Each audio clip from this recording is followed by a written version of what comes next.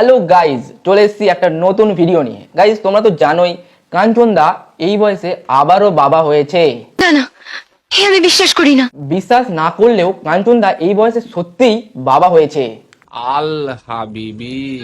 এ পাশে কাঞ্চন দা বিয়ের মাত্র 8-9 মাসের মধ্যে কিভাবে বাবা হলো সেই নিয়ে যখন সোশ্যাল মিডিয়া তোলপাড়, কাঞ্চন দার কাঠিতে ঠিক কতটা জোর আছে সেই নিয়ে যখন লোক সমাজে সমালোচনা তুঙ্গে, সেই সময় কাঞ্চন আবির্ভাব ঘটে আমাদের সোশ্যাল মিডিয়ায়। ইনি পরপর 3টি বিয়ে করেছে, কিন্তু এর কোন বিয়েটা সত্যি আর কোন বিয়েটা মিথ্যে সেটা আমি আজও বুঝে উঠতে পারিনি। এইটাই তো আমার ক্যালমা। সাজিদ প্রথম একে বিয়ে করেছিল, তারপর মানুষ যখন এই বিয়েটাকে বিশ্বাস করতে শুরু করে তখন সোশ্যাল মিডিয়ায় এসে সাজিদ আর তার প্র্যাঙ্ক বউ এই কথাটা বলে আমাদের সোশ্যাল মিডিয়াতে। একটা প্র্যাঙ্ক ভিডিও। কিসের প্র্যাঙ্ক ভাই? বিয়ে নিয়েও এদের প্র্যাঙ্ক? জানি না। তো সাজিদ একে ছেড়ে দিয়ে একে বিয়ে করে।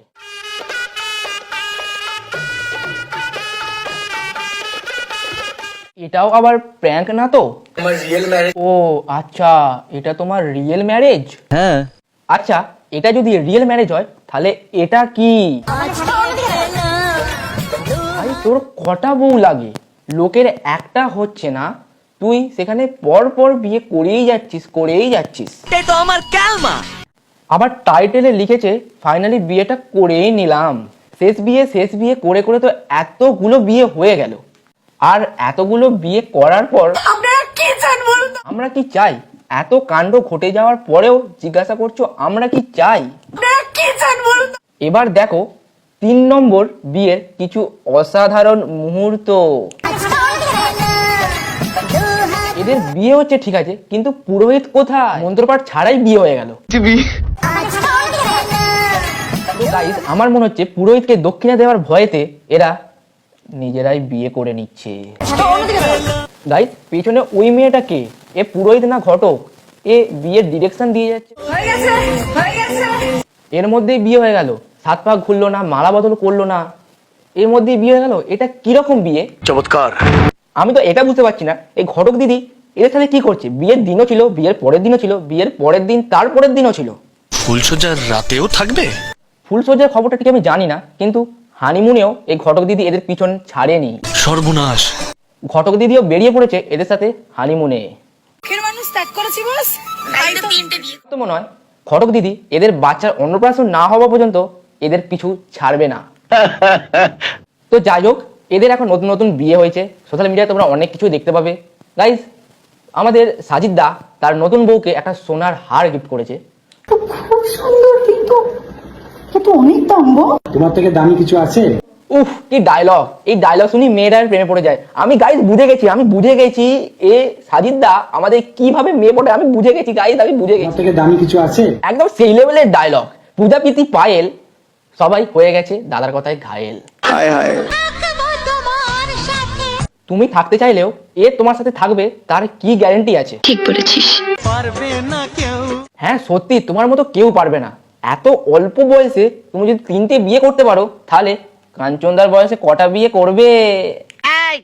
এই ছুকরি, একদম উল্টোপাল্টা কথা বলবি না। পারবে না কেউ তোমার আমার মাঝে দেওয়াল তুলে দিতে। তোমাদের মাঝে কেউ দেওয়াল তোলে না, তুমি দেওয়াল তোলো এবং তুমি দেওয়াল টপকে আবার বেরিয়ে যাও অন্য শিকার খুঁজতে। পারবে না কেউ। কেসটা কি ভাই? গানটা তো একই আছে, কিন্তু বউ চেঞ্জ হয়ে গেল। পারবে না কেউ। 2 নম্বর বিয়ে করে সেই একই গানেতে রিলসটা বানাচ্ছে। ভাবা যায়? পারবে না কেউ। কেউ পারবে না। তোমার মতো বছর বছর নতুন নতুন বউ জোগাড় করতে কেউ পারবে না। দেখে তো ভদ্র ঘরের ছেলে বলেই মনে হয়। তোমার এরকম চরিত্র কেন? গাইস, এইসব ছাড়ো। গাইস, পাঞ্জাবিটা তোমরা নোটিস করেছো? আমার যেন কোথাও দেখেছি মনে হচ্ছে, খুব চেনা লাগছে। What the hell! যেটা পরে প্রথম বিয়ে করেছিল সেইটা পরেই আবার 3 নম্বর বিয়ে। সাজিদদার জামা চেঞ্জ করবে না, কিন্তু বছর বছর বউটা ঠিক চেঞ্জ হয়ে যাচ্ছে। আমরা দুজনকে বিয়ে করেছি, ভালোবেসে বিয়ে করেছি। আর কতজনকে ভালোবাসবে, আর কতজনকে তুমি বিয়ে করবে? গায়ে কেন হাত দেবে আমার? আমরা দুজনকে ভালোবেসে বিয়ে করেছি।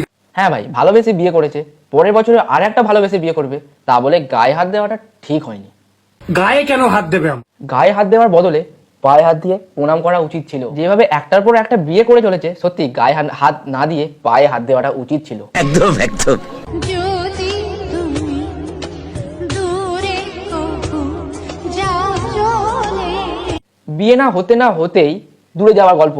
ভাই মেয়েটা বুঝে গেছে যে আবার সে অন্য কারোর বাসা খুঁজে নেবে। অসাধারণ।